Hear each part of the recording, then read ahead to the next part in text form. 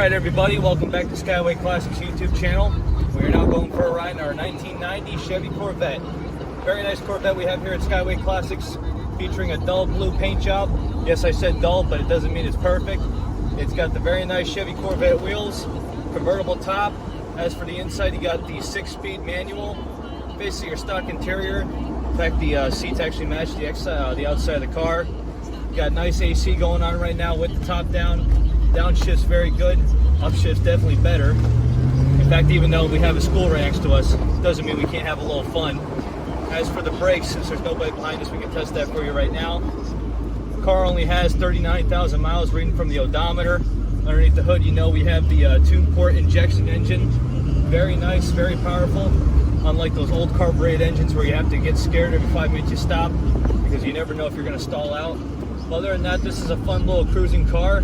Definitely one I'd like to own. But as for now, we're just going to get it turned around and up on the lift. So please stay tuned to see the underneath.